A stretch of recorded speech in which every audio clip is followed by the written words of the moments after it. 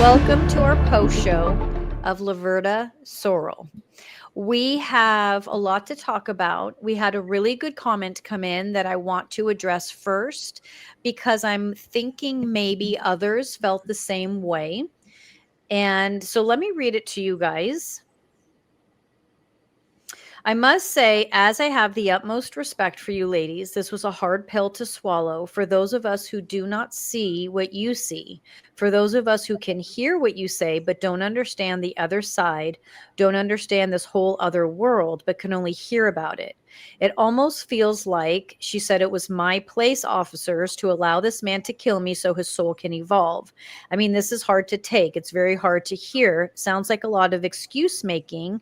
It sounds like a lot of painful stuff. And I get it. Sorry. Sounds like a lot of excuse making and sounds like a lot of enabling. It sounds like a lot of painful stuff. And I get it that this woman is on a much higher plane than the rest of us is, much more evolved than the rest of us. But because of what happened to this woman, there is still a lot of people suffering and a lot of pain that was caused on this earth, on this planet, in this realm. Where that loses us as a society is that we don't have to be murdered so that other souls can carry on in a more beautiful light. This is upsetting. It's a little upsetting, and maybe I'm just not at a spiritually enlightened place to accept this and to hear this. But no, I don't agree that people on earth are here to be murdered so that other souls can grow and evolve, and that we are here to be sacrificed because other souls aren't as evolved as others. This is all very honest and fair and understandable. So let me start by sharing a little bit of what I said when I responded originally to her. She mentioned spiritually enlightened. It tends to put people in a space that is unattainable to others, or it makes others feel like that space is unattainable. Also, I want to stress that I don't carry beliefs. I only teach and share what I have experienced myself. So I don't read something and choose to believe that. I have the experience myself. I have it through meditations. I have it through channeling sessions. I have it through doing this work. The reason why I say that is because we're all students learning this. And when each of us start to have our own experiences, we can relate better when we hear about other people's spiritual or intuitive experiences. Everyone has psychic skill sets and everyone has the capability to connect to the universe, God, spirit, whomever you'd like to refer to it as. It's just a matter of learning the technique. There's no secret pill, there's no secret to it, and it isn't something that one of us can do and one of us can't do. I say that because I never want anyone to blindly follow me or anybody else and their teaching. I don't want you to go out and do research. I want you to go into meditation and learn how to connect with spirit so that your intuition will teach you and show you not only what I have experienced, but a whole lot more. With all of that being said, when I channel, I seek to channel in the efforts to teach and to help everyone around me, including myself, to evolve. This session was guided by Laverda. Laverda's teachings were very enlightened. If you were watching and listening, you were ready to hear all of what was said, or you wouldn't have been there, or you wouldn't have been watching, or you wouldn't have been listening. So when this person asks all these questions, what that tells me is that she actually absorbed more of Laverda's teachings than she realized. And it's causing her to question what she's known. It's causing her to question why society behaves the way they do. And questioning is imperative. The answers can come in many different forms through many different people. But the more you dedicate yourself to a daily practice, the more you will draw to you intuitive, divine information, and you'll feel it in your gut. When we talk about alignment with spirit or alignment with the universe, there has to be an understanding that goes beyond the third and fourth dimension, the brain, the knowledge, the logic. If you can start to stretch your muscles intuitively so that logic isn't what drives you, but it enhances you, because intuition is what moves you forward. And then the logic combines and creates the perfect storm to manifest and create whatever it is in that moment you're looking to manifest or create. We try hard to combine the two and then sprinkle in the teachings as the teachings come through. This case was an unusual case in that there was Laverda came in to teach. That's all she came in to do. From my perspective, when I was communicating with her, she was coming through at such a level of clarity within herself, forgiveness, that goes beyond anything I think most people can fathom in body. And so the planet isn't as simple as, well, this person was murdered because they needed to learn and grow. It's not that simple. It's nuanced. Before we enter a physical body, we are a consciousness. And that consciousness carries all of our lifetimes, all of our DNA, all of our memories from future lives, from past lives. It carries the memory. It doesn't carry the suffering. The physical body carries suffering. Consciousness isn't carrying suffering. It's carrying memory of suffering, but it's not carrying suffering. When we connect with beings who are quote unquote stuck, or when we speak to beings who are still, as we would articulate as suffering, are angry, are upset, are having all this experience, that is residual energy from being in body. It isn't an emotion like you or I hold in body. And when someone, me, anyone else, comes in and just gently clears away the residual energy, because that being is ready for it, not because we have the power or choice to do it, but because that being is ready for that residual clearing, and the consciousness moves. And we can get better at articulating what is happening when we are seeing spirit suffering, because it is a knee-jerk response, understandably, as humans, to hear, oh, this spirit is stuck, it's suffering, and its suffering feels like my suffering in body. When we are consciousness outside of body, we understand the role of spirit and spirit's connection to all beings.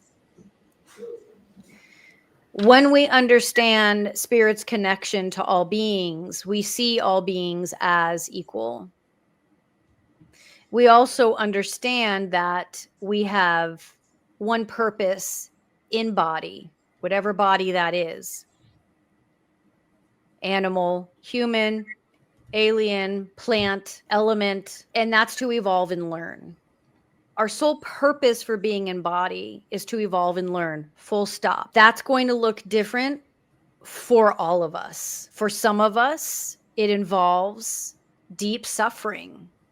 For some of us, it doesn't involve suffering. For some of us, we're a little bit in the middle, a little bit of suffering, a little bit of joy. But at the end of the day, everyone is here solely to learn and evolve. That's it. And we learn and we evolve through those that we interact with in body. But we also learn and evolve if we choose to interact with those that are out of body. And everyone should choose to interact with their guides, their ancestors that are out of body daily. So when we understand how nuanced our life experience is, and the more we start to connect with those that are out of body, we become more comfortable and familiar with learning about spirit's evolution, spirit's intention, and spirit's desire for all of us to grow and evolve. Mm-hmm. And part of what you said resonates with the traditional Navajo beliefs. When someone dies, they believe their spirit does go to the ancestors, but they also believe that the negative aspects of their life, such as pain they endured or things they couldn't work out, it stays behind as something called the chindi or a chitty, which is the residue. And so they only have a certain couple of people handle the body for burial. They don't want to touch the person's belongings. So a lot of that can resonate, I think. Thank Where you for the that. difference is that I saw, because we had so many people say, yes, look into this case, do more, Laverda deserves justice. So I think that may be where we're falling off as far as the difference in what they're looking for as far as justice for her. Can you talk a little bit more? That's such a beautiful point. What do you think justice for her looks like from their perspective? From their perspective, I would think it would be bringing the person that caused her death to serve some kind of justice for it, and have some kind of consequences. I don't know for sure, but that's what because I saw that comment over and over. And that's the one other comment I sent you from before we did the show. We're looking for justice for Laverda. I would imagine in the moment, Laverda, in her body, was not okay with this. After her spirit transferred over and met with this is where she then became okay with and was able to elevate to this next level of consciousness and to understand, because I would presume a large majority of us would not, in our human bodies, be able to understand why this was happening in the moment. And so once the moment is over and she goes to the ancestors and all of those things occur, that's when this awareness, this knowing came through.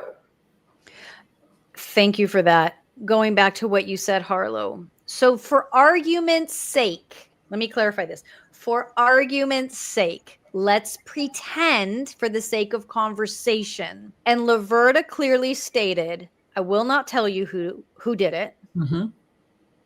And I have forgiven. If that is truth, then when we look at justice for Laverda, justice should mean, what does that look like from Laverda's perspective? What does Laverda want for justice? Not what do we want? Exactly. But what does she want? I'm not speaking about her immediate family. I'm not saying her daughters shouldn't have closure. I'm not speaking of, that's different. That's different. But us as a society looking in, seeing somebody being hurt and harmed, if that person says to us, I'm love, I'm joy, I'm forgiven, I've moved on, so should you. Even to the point of, we've never done a case where that victim literally said, I will not tell you who did this to me. Right. Because they did not want all of us or whoever's listening to continue on this tirade of, oh, look what happened, look what happened, look. She's saying, I want you all to find peace because I found it. Justice for Laverda means giving Laverda what she told us she has, which is peace.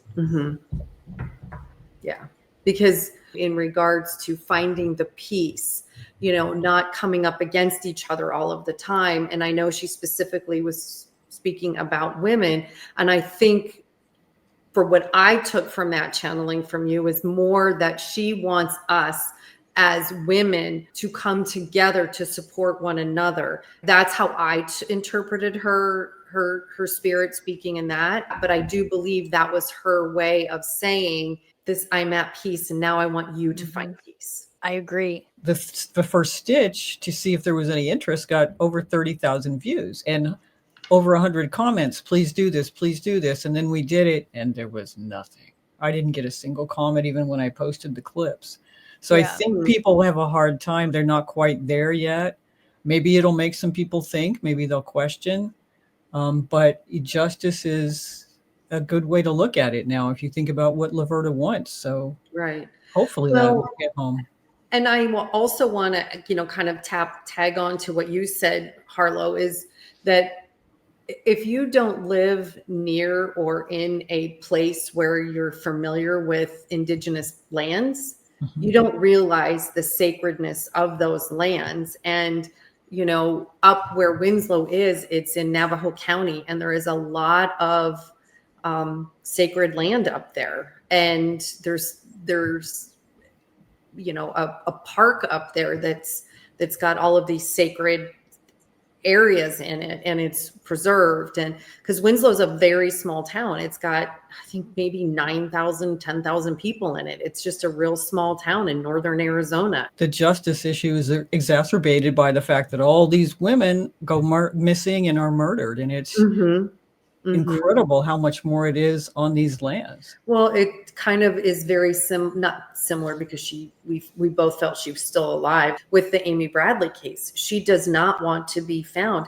And one of the things that I think that is unique to our show is that we really honor the soul of the person. And that is our integrity of how we operate with our intuition, our spirituality, because we want to be sure that we are honoring the soul that we're channeling, because it's not in integrity to just tap into somebody's energy and overstep. I'm saying I've experienced the connection to a soul outside of the physical realm that is able to comprehend and take in more information and more consciousness than we ever could embody. And they've given me that honor and that connect. And I love that feeling of being heard and seen by a soul, and then being able to see and feel that soul. And there's a gratitude and connection with that. And so you feel lighter because you've connected with this purest form of consciousness. And even if the show itself the case itself is devastating, you've experienced a consciousness outside of body, and suffering doesn't live there. And with Laverda's message that came through, she really showed us with her words that she has evolved into that consciousness. One of the main things Laverda was stressing too was women rising to the top and being more in control. And I think that's the way that this murdered and missing indigenous women thing is going to improve. It's not just trying to get the facts and find the bodies. We have to go beyond that if they want to get to that point. Beautifully said. Let's leave it at that. Who's next? Harlow? Maura Murray. Maura Murray. Oh my God. It's already a 6.5 minute video. Is it really? There's so much. Like I told you, it's a mystery within a mystery. It's like, why did she do that? Well, okay, well, what had happened to her? And it's like, there's so much. All right.